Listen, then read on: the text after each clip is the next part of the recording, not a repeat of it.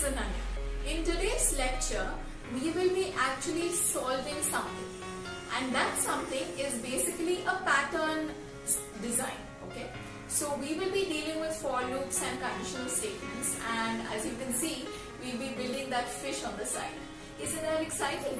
So if you were scared, of I'm not sure about printing patterns, and it's a little difficult for me. I'm sure this lecture will help you out and your idea will be absolutely clear. Okay, so let's get started. Okay, so let me just quickly show you all what are you all going to be able to do by the end of this video. See, there you go, you have this pretty fish that you'll be able to build up. Alright, so are you excited? So let's get started. Okay, so imagine a grid, okay, where you have numbers ranging from 0 to 10 for all the rows and the columns. Alright, so what our logic is going to be, we will take one row at a time and we shall fill all the corresponding columns. For example, let's take row 0. So for row 0, we shall check as to which column number we want to fill, and accordingly we shall range from 0 to 11 and fill those specific columns only, the column and row places, alright, and the other ones will remain empty. We shall just substitute it with a space. That is going to be our logic. So if you guessed it, we will be using nested for loops. So the outer for loop will be for the rows and the inner for loop will be for the columns. Alright, pretty simple. Let me just show you how it's going to work. See, you start from row 0, iterate through all the columns. Next, go to row 1, iterate through all the columns. Row 2, all the columns, and so on. Easy, right? Let's get coding and build our fish. Alright. Okay, so let's open up a new file. And one thing you need to note is, I shall be using specific columns and specific rows here. Your row numbers and your column numbers might change according to the size of your image. It does not, it's not absolutely necessary for the numbers or the ranges to be precise to remain the same. Okay, so first I just want to get this to the a little bit towards the center of the screen so that it's not right on the top. You can do that using the enter space symbols. Okay, let's get started. Our first for loop will be for the rows. So let me take a variable r that resembles rows. So for r in range, let me take 0 up to 10. Okay, why? Let me just take you all back to the picture. If you all can see this, see, I have my numbers, rows ranging from 0 up to 11, right? Okay, sorry, not 0 up to 11, from 0 to 10. Okay, so I shall stop at 9, right? So I'll take 10. So 0 to 10, and as you all saw, the column was up to 11, so I shall stop at 12 in range 0 to 12, right?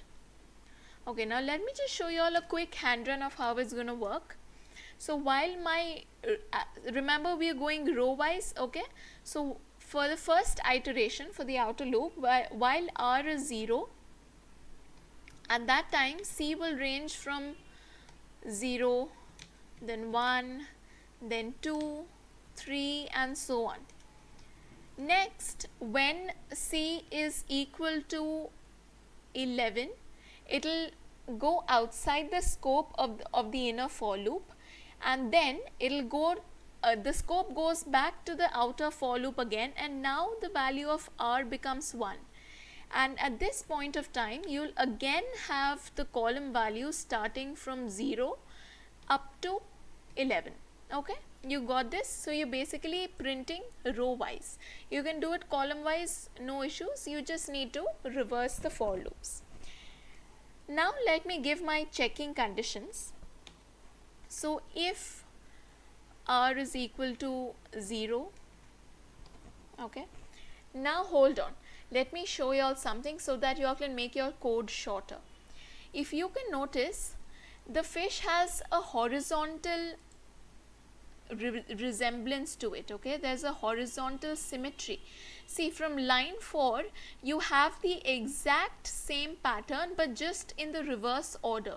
So how do you think we can go about this? Do we need to write the entire 9-line code or can we shorten it? Well, yes, we can shorten it. All we have to do is use the OR operator in the case of rows. Okay, you basically have a mirror image, right? There has to be a way to make this smaller. So what I want to say is, let check if r is equal to 0 or r is equal to according to the image number 9. Okay, let me just show it to you all. See, the ones at 0, row 0 and row 9 have the exact same dot in the same position, because since we are going row wise, the column numbers will remain the same. We don't have to change that. So row 0 and row 9. Got it, right? Okay, let's move ahead. Row is 9 and now we shall check the column. That is why we'll be using the AND operator, because that is a must. And c is equal to 5. This is basically the portion of the fin.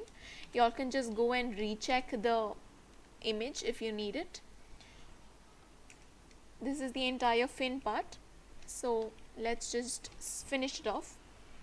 Or again, the resemblance, the mirror image of it is 8. You basically keep decreasing, increase and decrease simultaneously for the rows. And c is 4, that is column, or c is 5. I hope you're understanding whenever or and is being used. If not, just take a quick pause and do a quick hand run. Alright, you will get it whenever why we're using and or in these places. Now let's go ahead and start with the body of the fish. It's 2, or the mirror image portion 7, and that is c in. Now please note what I'm doing. Let me just type it out and I'll explain it to you. Okay, now what I want to say here is, if r is either 2 or 7 and compulsorily the value c lies in these values only, okay, that is, if row is equal to either 2 or 7, please range only within this line, okay, that is 2, 3, 4, 5, 6, 7 and so on. And because you don't want to write constantly c is equal to 2 and c is equal, or c is equal to 3 or c is equal to 4 and so on, that becomes too long and hectic, right? So you simply use the in operator and put it inside a tuple. Okay, you're basically using a tuple here to show like a set of numbers, okay, a set or a tuple of numbers. Now let's go ahead with our third row. I hope you all got this. How are we using for c in these values? For r is equal to 3, or r is equal to, it was 6 I guess. See, you're basically increasing and decreasing simultaneously. 6, okay, and compulsorily the column values lie in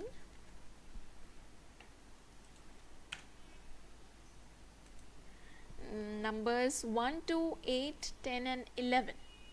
1, 2, 8, 10 and 11. Okay, now our last row And that's it, we are done with our logic. See, it gets over pretty soon if you can just get a diagrammatic idea of how your image should look like. The code becomes really easy in such cases.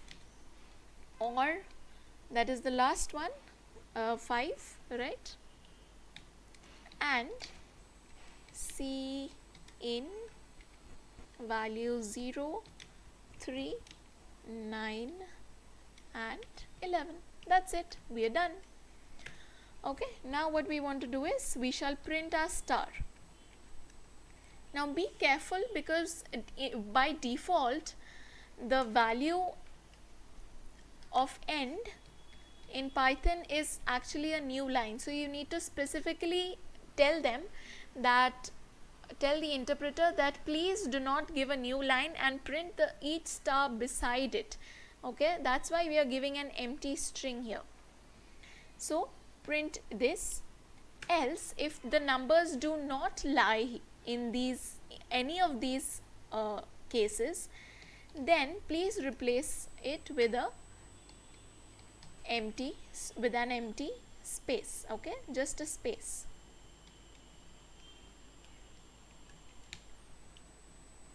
Alright, this is done. And now, since we are done with the printing part, and for after each inner for loop scope is over, what I want to do is just say print space. Okay, again, why? Because I want to give the spacing not as a new line but a space. Okay, now let's run this. We are done. There you go, ta-da, we have a fish. We caught a fish.